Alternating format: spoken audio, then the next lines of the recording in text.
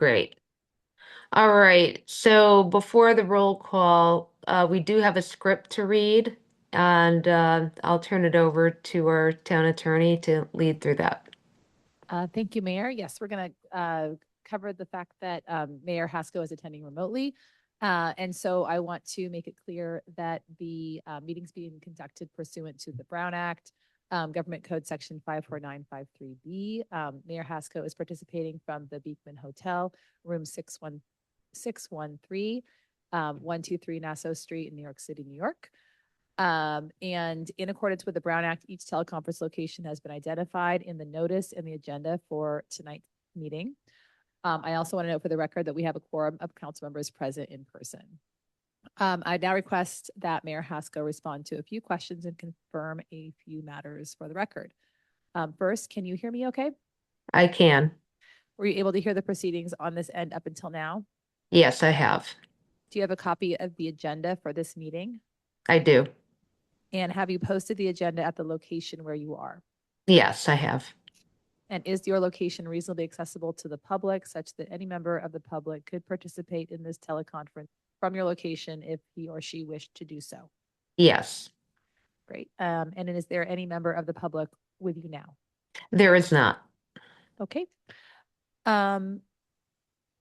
Great. So then I would like to have the record show that the all council members present are here in person. Does anyone have any problems hearing Mayor Haskell? No issues. And lastly, I want to advise the council that any votes taken tonight need to be done by roll call. And now the town clerk may proceed with the roll call for tonight's meeting. Thank you. Councilmember Walter, Present. Councilmember Flynn, Present. Councilmember Hufty, Present. Vice Mayor Taylor, Present. Mayor Haskell. Here. We have a quorum. Great. Thank you very much. Hey, Judith, just one thing real quick. As we go through stuff, we've got like 7 people, maybe 8 people in the room. So I'll give you cues whether people raise their hands. Oh, yeah. Thank you. Yeah, great. That's great. All right. So normally at this point for a non-special meeting, for a regular meeting, we would have oral communications on items not agendized. We do not do that in a special meeting. So what we will do is take public comment in the ordinary course after the presentation and council has had a chance to ask questions of staff. So we will not be taking oral communications today because it's a special meeting, and therefore we'll move directly into the regular agenda. And I understand that Steve will be making the presentation. And what we're going to do this evening is receive information and provide direction to staff on the housing element amendment. I know it's been a while since the public's heard any details on this, and the goal is to both refresh on the current status and to allow the council to consider items that are, necessary for the staff to complete proposed amendment, focusing on alternate sites for Dorothy Ford Park and open space. So I don't see Steve at the desk. They're working on some technology issues. Okay. One Okay. thing I might add to what you said was that we're making no decisions tonight. There's no approvals of anything. Right. It might be worth emphasizing that. Yeah, we're receiving information, providing direction, in other words, providing comment to what the staff will be seeking input on, and in particular, that will be a certain question on density for the alternate sites. So Steve will be explaining that in a moment in more detail. So we'll just give him a minute. They're working on it.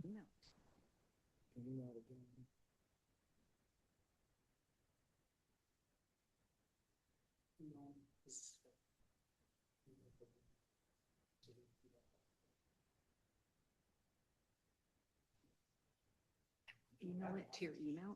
You're on Wi-Fi, right?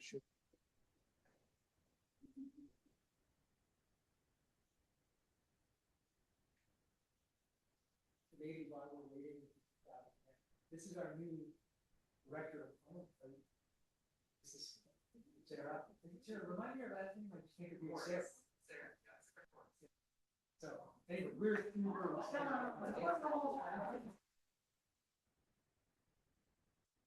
And Okay, guess I did not hear that. Was your mic off? Yeah, I was gonna say, my apologies, I should have my mic on. While they're doing their tech stuff, Sarah is in the room, and so I was just introducing Sarah to the audience here. That's and great. just saying that we're all excited to have Sarah here. Yes, welcome, Sarah. We were going to do a more extensive announcement at the regular meeting next week, but we're awfully glad that you're here this evening for this important planning related item. So welcome.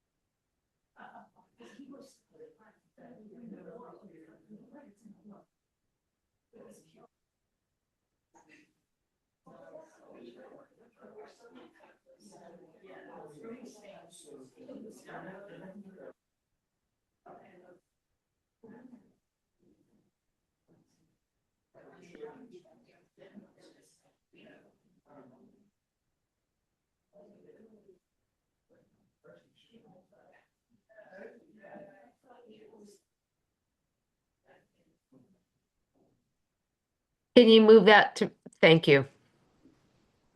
Read my mind. Okay, sorry, Darcy Smith, Town Manager. We got it up.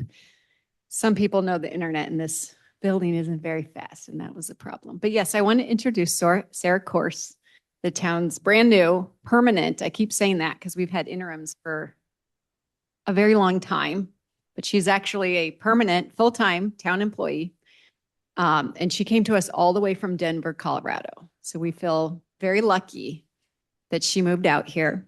She did go to college in California, down at Cal Poly, San Luis Obispo, where she actually studied landscape architecture. Yeah, so she has a deep knowledge and respect for landscape architecture, and then studied planning, urban planning masters, right? Actually in England. Yeah, very far away. She loves traveling.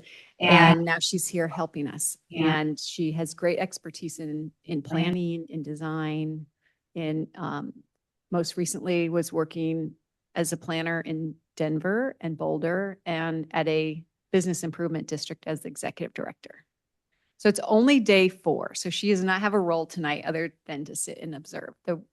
The person in the hot seat, unfortunately, is Steve McHarris, our former interim planning building director, but now our special planning and building projects manager. Yeah. And so he's probably ready to go now. He's going to read and I'm going to do the slide progression and then we can all answer questions if you have them. Sorry. Thank you. Well, thank you. And the seat's not that hot, so, okay. So good evening, Mayor Haskell, members of the Town Council. I'm Steve McHarris. I'm your Special Planning and Building Projects Manager. We are here tonight for the council to receive information and provide direction to the staff on the proposed housing element amendment. We're seeking feedback now to ensure that that we're heading in the right direction.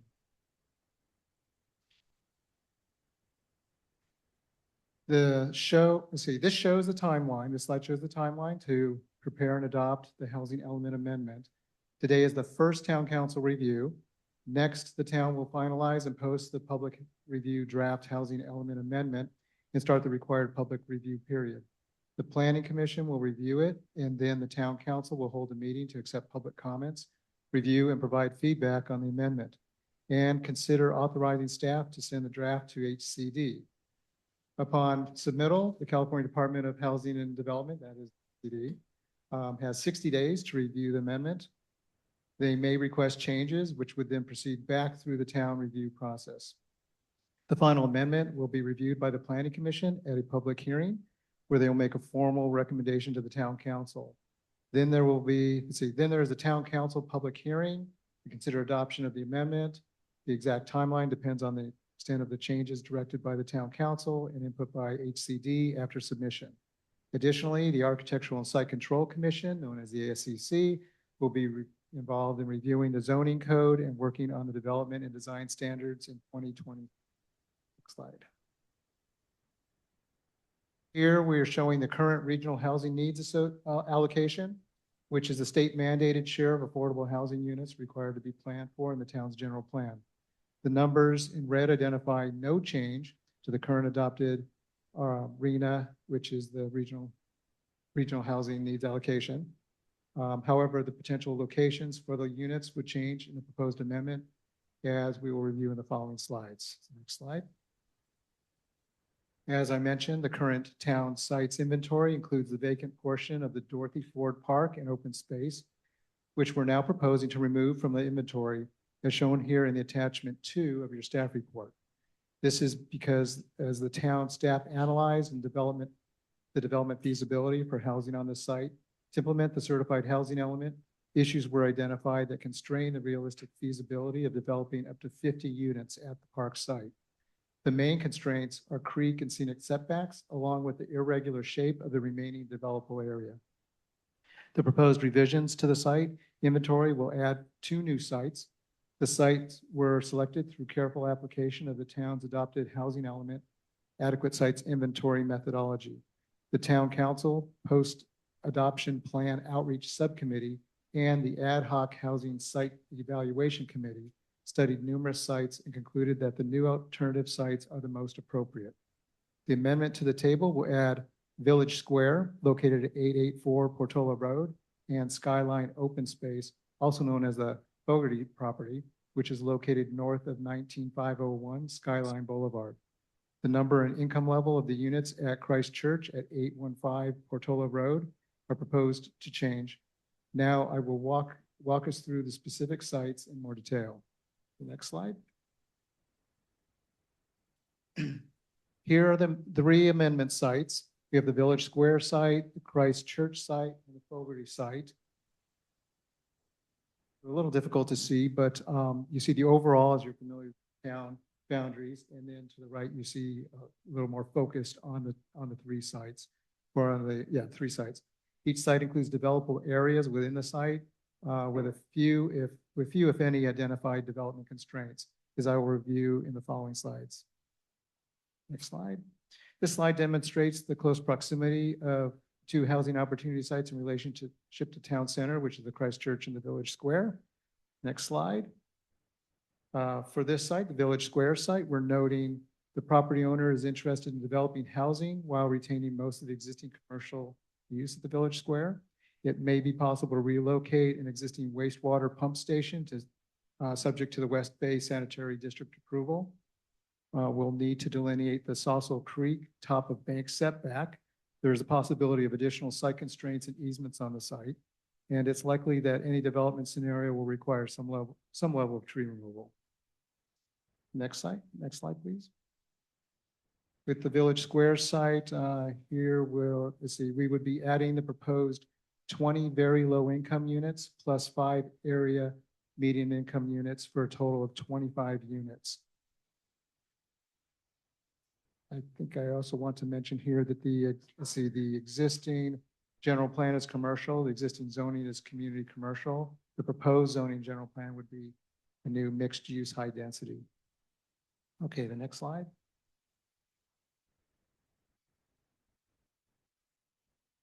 All right, again, for the village site, we're noting, let's see, we did cover this, right? Yes. Sorry, I'm trying to sync my slide with yours.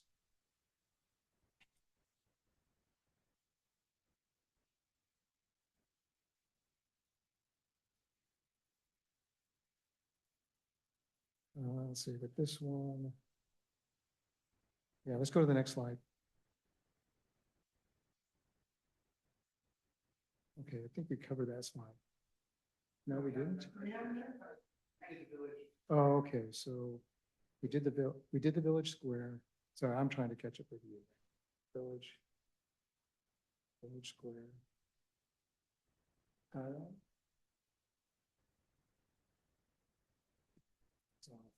Christ Church, Yeah, I understand.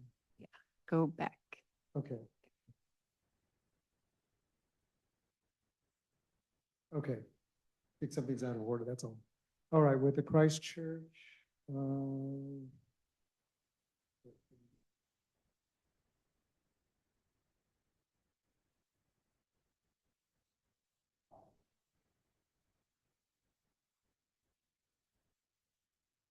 Village Square. Christ Church, okay.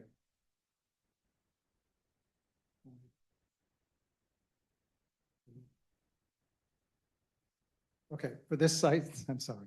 For this site, based on preliminary site review, there is a potential 0.75 acre developable area, taking into account setbacks. All the church buildings would remain. The next slide.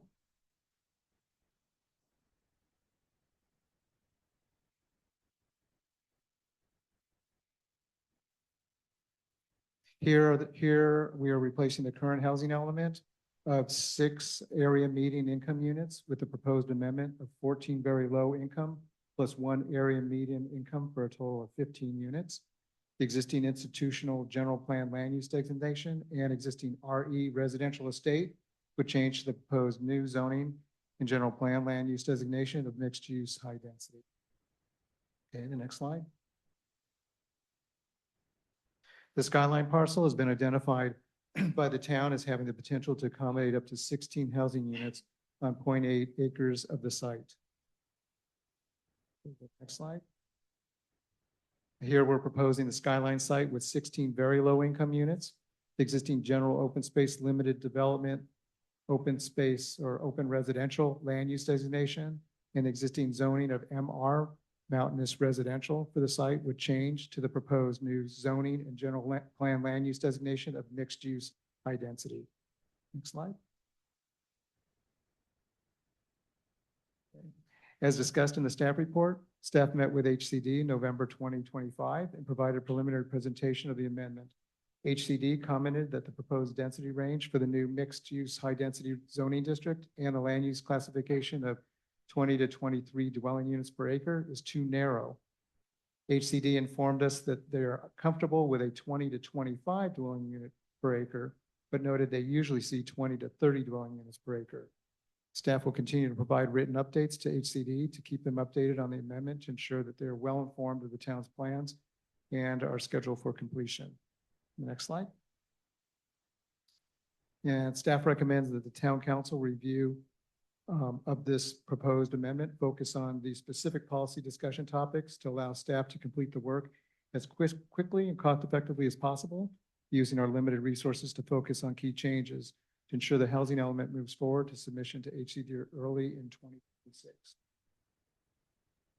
And that concludes the staff presentation. We're available for questions.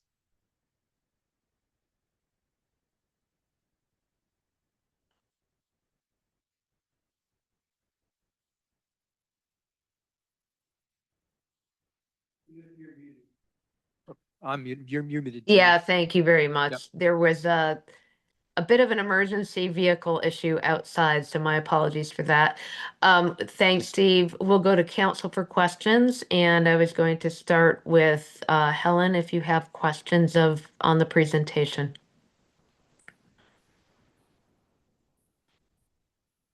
Thank you. I do have some questions.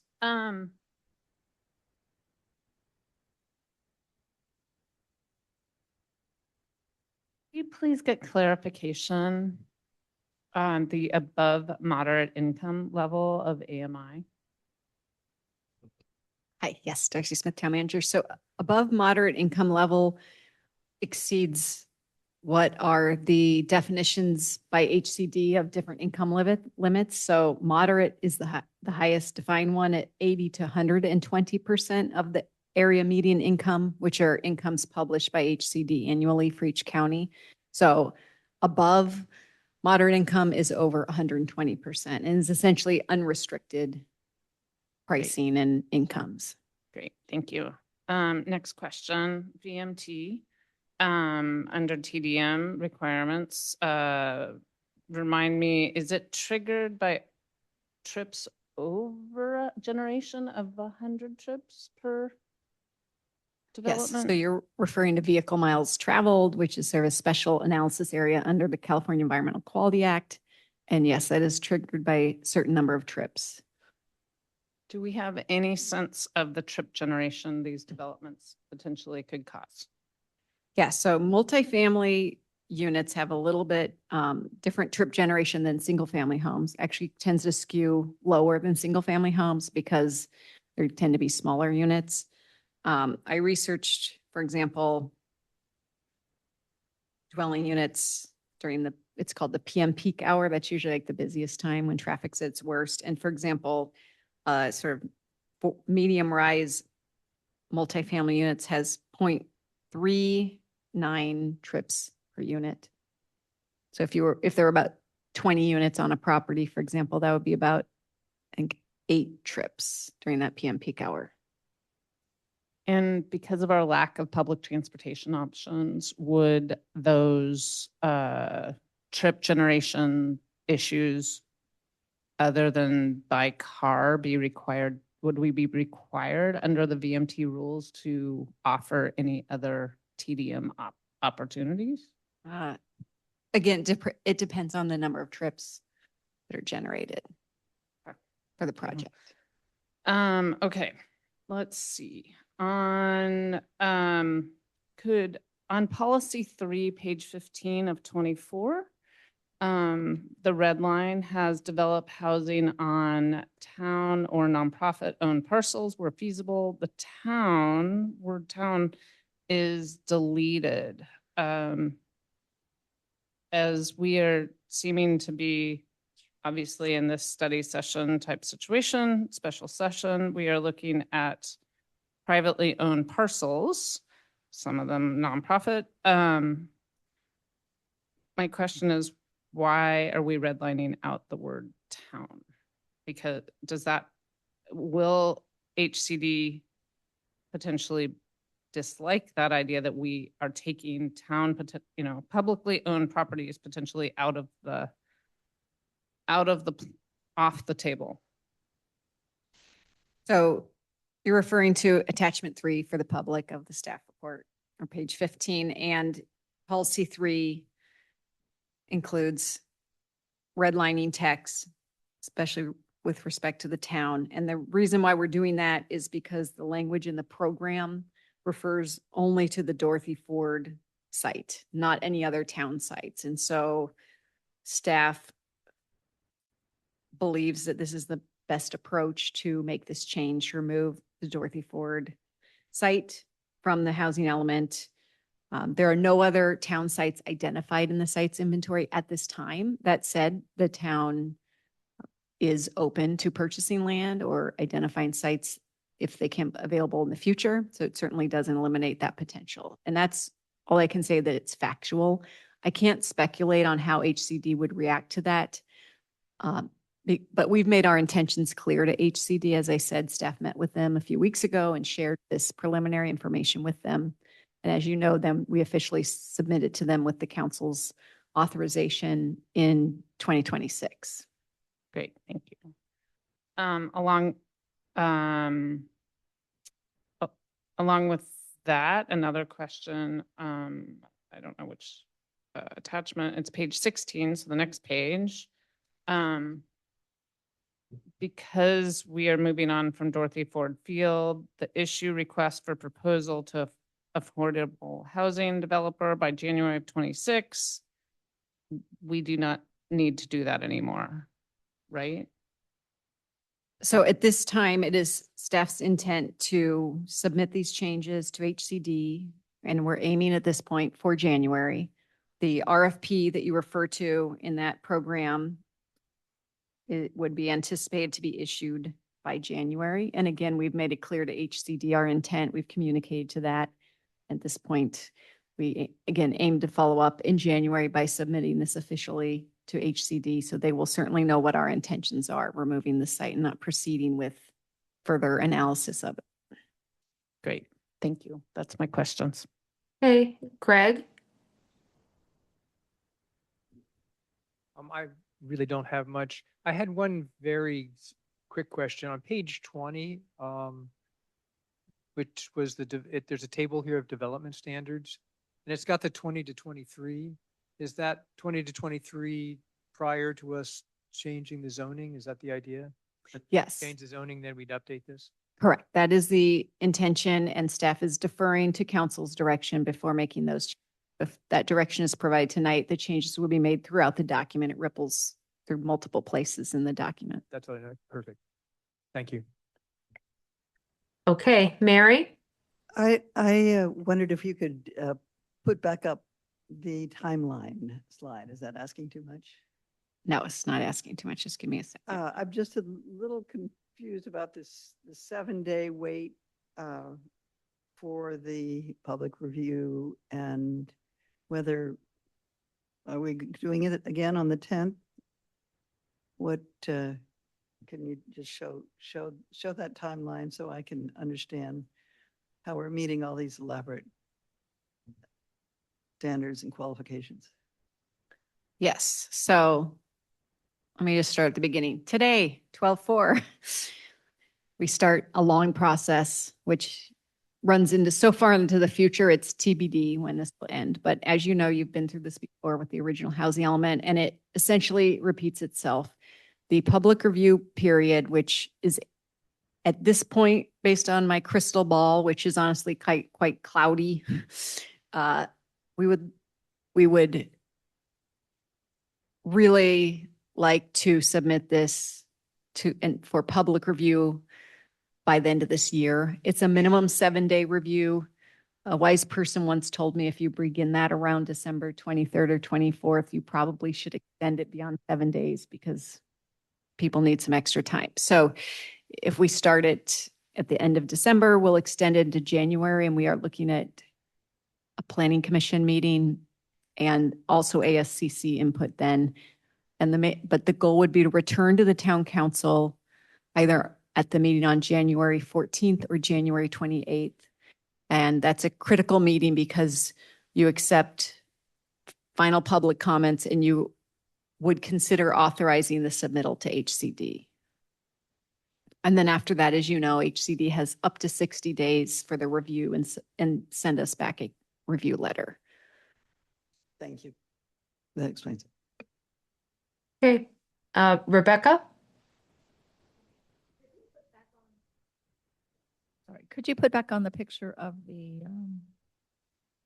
Skyline project? The picture, yeah, because it's shot through there really fast and I didn't have a chance to see the layout, potential layout. But while it's coming up, yeah.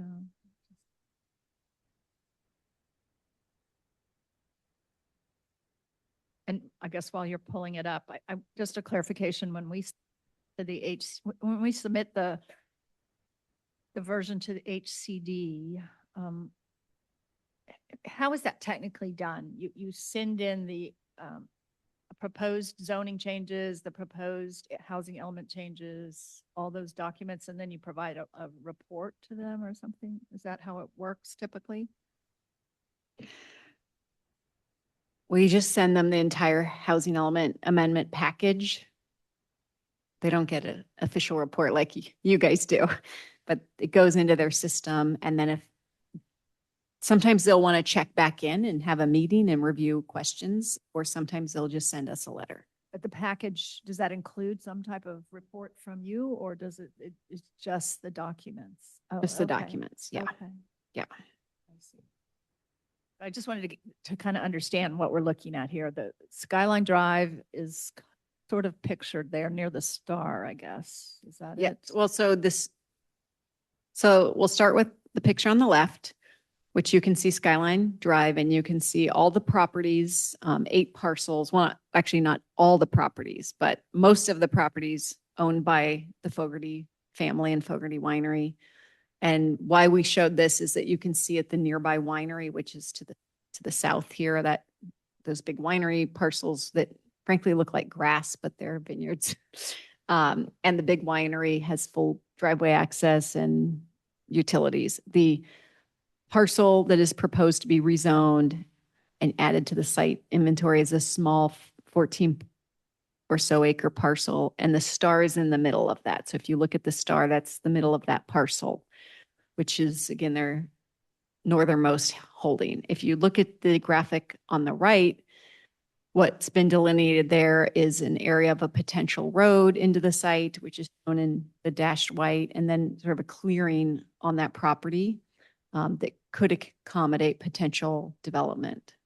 Do you see that Yeah. on the right? And then the yellow lines, what does that represent? That is the approximate area without identified housing constraints. So if I go back, well, hold on, I can go and show you a backup slide here. You can see that there were inventory filters from the housing element update related to different categories: slopes, setbacks, fault setbacks, flood zones, fire hazard zones, and soil stability. And you can see that the white area screens out of those constraints. And again, if you go back to this slide, you can again see how there's a pretty big chunk of land that's screened out of those. However, it's heavily forested. So the 0.8 acres refers to the flatter cleared area. And then roadway access potentially would be that little dotted line. Correct. Okay. Yeah, I don't have further questions. I got them all answered earlier. Thanks. Great, thank you. We'll now go to public comment, and I'm going to ask Craig to lead off by reading out the names of people in the schoolhouse that may be raising their hand. After that, I'll then go to myself calling out people online. So schoolhouse first, Craig, please. Sure. And did you have any questions, or are you good? Actually, I will ask one question, and it's just getting a little more granular around the process, Darcy. My understanding is you're going to take tonight's feedback, polish the working documents that you've got now, bring that forward, and at some point, it will be ready for public review before we or the Planning Commission or the ACC see it. Is that correct? That's correct, yes. The Okay. intent is to package everything, and I'll be completely transparent. you have everything that's being substantially edited. That's why we Yeah. gave you the red lines, and also you Yes. have the main implementation tool, which is the zoning. And so, yes, the intent is to package it all into the amendment, which is the entire housing element with the red lines, and make that available to the public by posting it online and starting the official minimum 7-day period. And again, our hope is that we can do that pretty quickly and get that posted so that we can come back to the council in January, and So- the planning commission. I want to emphasize the planning commission will have Yeah. the chance to review this as well. Yeah, and so going with that, just 2 steps further, it's it shouldn't be depending on the feedback that you get, it can be a lighter lift. If things get more complicated this evening, it'll be a greater lift. But once it's published, during the 7-day period, it would be permissible for the Planning Commission and ASCC to take it on for public comment. I just want to be clear on Yes. the 7 days versus those meetings. Yes, the council cannot meet in those 7 days, but other bodies who are just doing preliminary review may meet. Okay. Those are my questions. So thank you. And back to Craig for hands raised in the schoolhouse. Okay. So hang on a sec. I think Mary wants to, is there a question? Oh, I was just, this is such an excellent presentation. Can we get a copy of this when can we get a copy of your slideshow? We'll make it available. Thank you. Okay, so with that, let's open up public comment. So is there anyone in the schoolhouse that would like to comment? We have one hand up. Aaron Askey, come to the podium, please. Yeah, well, excellent. Welcome. Okay, well, first of all, welcome, Sarah. This is very exciting, and we are thrilled that you are here. And thank you to Darcy and Steve for working so diligently on this important town initiative. Given your short tenure and your multiple priorities, we really appreciate your focus and attention to detail on the housing element. And thank you, council members, for your support in finding and submitting better site alternatives for housing in Portola Valley. As you may be aware, I, along with many other residents, are passionate about Dorothy Ford Park and open space remaining true to its name. It is a gem of Portola Valley along our gateway, welcoming all to our community, and it should live on as recreational space, serving residents and surrounding community members in perpetuity as originally intended. One thought I'd like to share is that as we move forward, not necessarily tonight, that we do need to look at rezoning our open space and parks as dedicated to only those uses. I know this idea has been mentioned by a planning commissioner, and hopefully we can do something about that within the next year. And as we know, there were some unfortunate oversights in our initial housing element process. Not only did we learn that the developable area of Dorothy Ford Park and open space is significantly smaller than originally thought, we also learned that the property owners of Village Square and Fogarty were not contacted, and they should have been. But we live and learn, and through our learning, we have found better alternatives. So let's put that learning to good use. And just as an afterthought with respect to the mixed use density, I personally am okay with 20 to 25 because I want to get this right the first time. And if HCD is more comfortable with it, I think we should consider that. And as usual, if I can be of any help in any way, my hand is raised. Thank you. Thank you, Karen. Is there anybody else? Nona, please.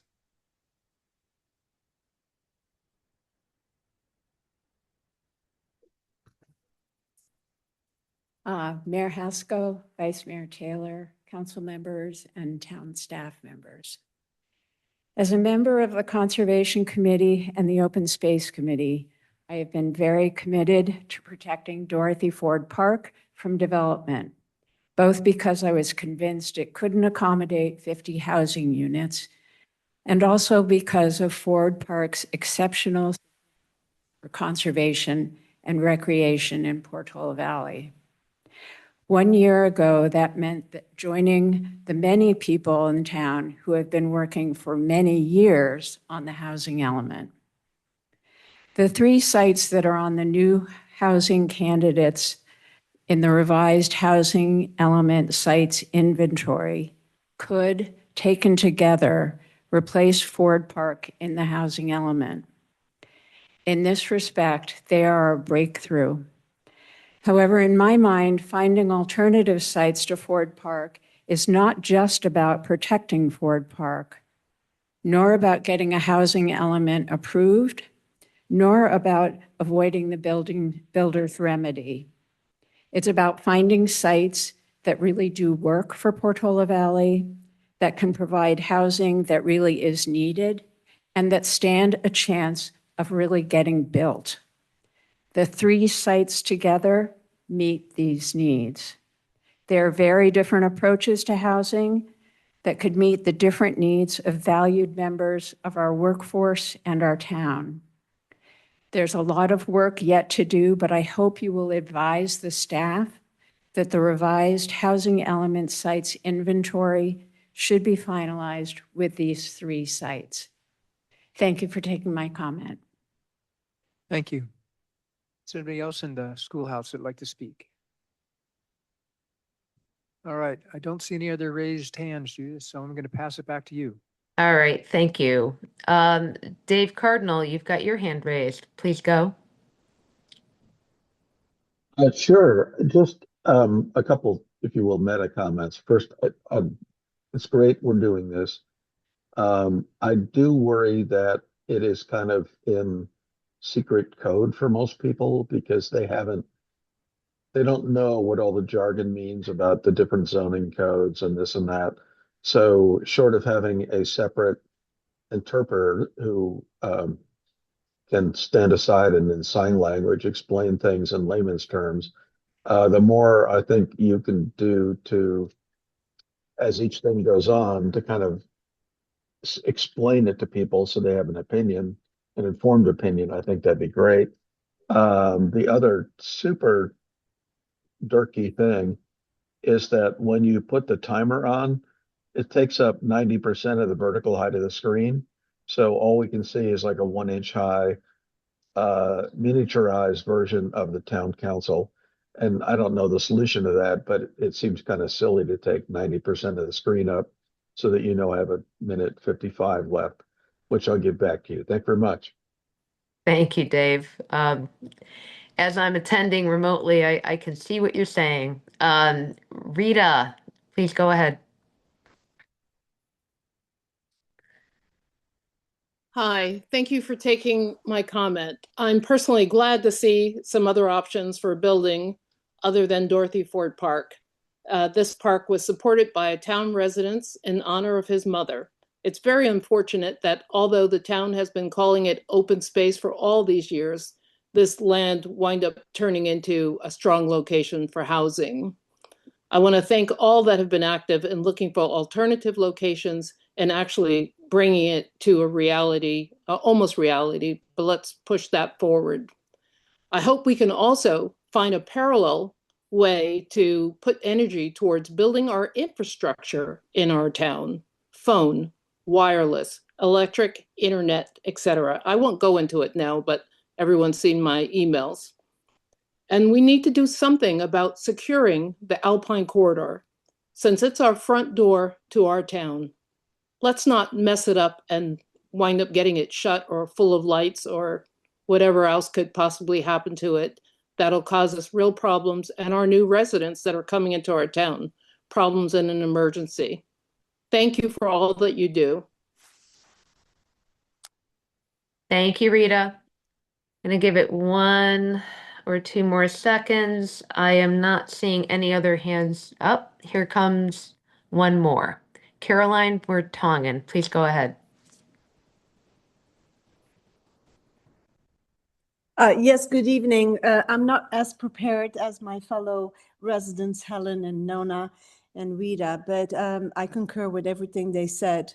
You guys, yes, you have to submit this to ACD, but we have so many problems that need to be solved, and I hope you will take care of that in concurrence with proceeding with the affordable housing element.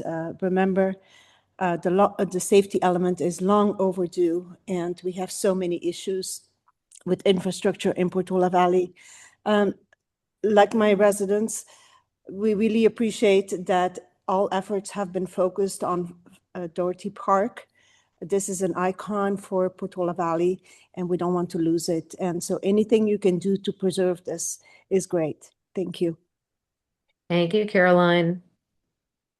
Giving it a couple more seconds.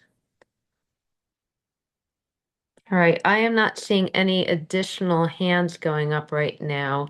So we should bring this back for discussion within the council. So I'll start in the other direction.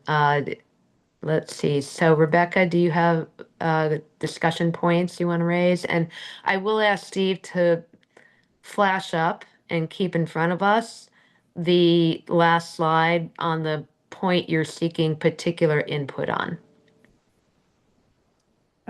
I guess I just want to say that I want to start by thanking the staff and our town manager for just excellent work. I feel like this was extraordinarily thorough. All the details are in here.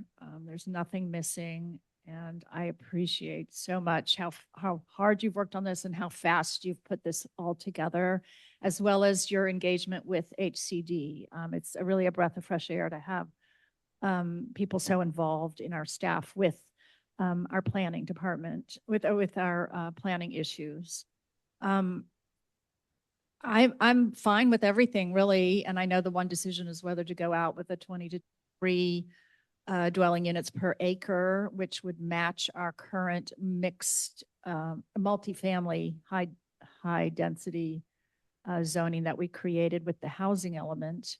I do think that HCD's request to increase it to 20 to 25 or even more is a bit unreasonable, given that the law actually says 20 is what's considered high density for this type of community for suburban within a urban county. But it's not something I'm going to really feel that attached to. So depending on how my other council members feel, I could go either way. On one side to leave it as is, the 20 to 23, and then let HCD comment, or go the other way and just go forward with giving them what they asked for. I'm fine with really either. Okay. Thanks. Thank you. Mary. I too would like to just say that it is wonderful to have the transparency. I hate to use that word transparency, but in this particular case, the sense of knowing who HCD is makes a big difference. It's actually human beings who are interested in improving communities. So working with them feels very refreshing. The big change for Portola Valley already happened, which is the mixed use high density zoning district. I have no vested interest in the 20 to 23 versus 20 to 25, except the 20 seems the most difficult part. And so the 23 to 25 seems less relevant, but I think that's something that the staff can handle as far as that decision is, unless we actually have to weigh in on it. Mary, I am going to ask you, they're seeking guidance from us on 20 to 23 versus 20 to 25. And I heard Rebecca saying prefer not to go above, but is flexible. So how would you characterize, because it's our decision, it's not staff's. And yeah. Well, I would not go above 25. I think it's inappropriate for the Would you go above 23? No, yes, I'm happy to do that if we have to. Okay. All right. Craig. So, thank you. Guess the thing I wanted to start with is, we had a deadline, or we have a deadline, I should say, of January 30th to submit an RFP for Dorothy Ford Field. This is something that, many of us have been working to move out of the housing element. And I really have to compliment staff on this work, Steve and Darcy, and trying to really push this so we could actually get this done before the 30th, which is actually pretty amazing to me. I thought we were going to miss that deadline and have to sort of ask forgiveness. And we don't know for sure, but it seems like we're on a path that we might get this done by the 30th of January. And I really want to applaud the effort that went into making this happen. So we have this meeting tonight as a special meeting, and then a follow-up so that this keeps moving along. So I just want people to understand that part of the reason this all feels so compacted is there is a deadline out there that we're trying to hit. And so this work is really appreciated. In terms of the 20 to 25, I actually feel strongly that we should 25. I think the goal here, that to me, the difference between 23 and 25 is negligible. And the goal is to have HCD approve this and not give them something to say, oh, well, we like most of it, but really we told you 25 to 30 and you came back with 23. Like, let's just do 25. It's a small enough difference that I think we should just do it. If they come back and say they want 30, then we maybe have to have a different discussion, but at 25, I'm comfortable. Thank you. Thank you. Helen? So I just want to echo, it's just been lovely to work with this team. Thank you for everything you guys have done. Just great work. And I'm going to echo also what Craig said about 20 to 25. Like, I am absolutely right there. I am actually wondering if Village Square, if we should try to push it up to 30 to make it even more enticing to HCD. Doesn't sound like we have the votes, but I wanted to publicly say that because I do think a mixed use at Village Square makes the most sense.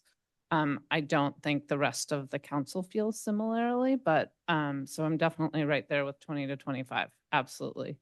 The other two sites, I don't think could go up higher. So realistically, and I think, I just want to make sure also our town doesn't, there's quite a difference between rustic and rundown. And I want to make it viable for a developer to create something that we all appreciate and utilize and use. And sometimes I think a higher density allows more flexibility for the developer. And I think Village Square has that opportunity to create something with a mixed use that we all could utilize and enjoy. So I just wanted to go on the record with that idea. Do you need direction on anything else, or is that, we're good? Okay, thank you. Thank you. So Could I make another comment? Sure, go ahead. I just wanted to comment in reference to Helen's comment about the potential higher density Village Square, just to remind everyone that the more that developers put of affordable housing into their development, the more the higher density bonuses that they can get. So they would be able to achieve higher numbers if they chose to do that. Okay. All right. Respond to that. Can I just respond to that, Judith? Okay. Thank Well, you. yeah, just So to that. definitely I understand the density bonuses, but those lower income units are incredibly hard to pencil out. So you see that happening on much higher density than what we're giving them the opportunities here. So the likelihood of that is unlikely, to be honest, I think. Although with some of the state bonuses, it's true, they might be able to come in, but to have it pencil out unless it's an affordable housing developer that is a, nonprofit with quotes. It's for, because Stanley, the owner, is not a nonprofit developer. So that's my personal opinion. I don't know if I'd love other professional opinions on whether the likelihood of getting density bonuses with the current zoning. I think that's Honestly, I think that's beyond today's discussion and can be considered, when we see this again after it's been polished up a little bit more. Because I think that's a more complicated analysis, Darcy and Steve, than we were prepared for tonight. Is that correct? That's correct. But Okay. this discussion makes me want to just emphasize one point, which is that the town staff obviously believes in a lot of transparency and community engagement, and all the property owners that we're talking about tonight were notified of this, and I did speak with at least one of them. Okay, thank you. Very helpful. All right, so it's amazing to see that we've got to this point this year. We've had many challenges and so many things to deal with. It's a great reflection on community engagement, on the committees that helped identify these sites, by our staff, which has had so many challenges and risen to the occasion to navigate so many of them to get us to the point where we're close to being able to make this important change in the housing element. I think our community told us this is, what they were supporting in terms of preserving Dorothy Ford Park. And it's exciting to see us taking steps toward that and meaningful steps. So thank you to the volunteers and to the staff for navigating all of this. And in terms of where I would come out, I'm kind of where Rebecca was, but I'm also pragmatic. I want to get this filed, done, and I can't really see a material difference between 20 to 23 versus 20 to 25. And, frankly, I want to respect, if that's what they typically see. And, we're not far off of that, then I want to recognize that. So I would go with 20 to 25. I would not go higher. I think that's a real challenge and would need further discussion. So that's where I am, and I think that gives you the direction that you were seeking from us, but let me know if there's anything else you need us to refine for you. No, that is excellent direction. Okay. All right. Thanks for the presentation. Thanks to everybody who's attending and listening in. And thanks for making time available for a special meeting on a Thursday at this time of year. So really hopefully everyone has a good weekend, and we'll have our regular meeting next Wednesday. Motion to adjourn, and I think we have to do this by roll call. So, motion to adjourn. Second.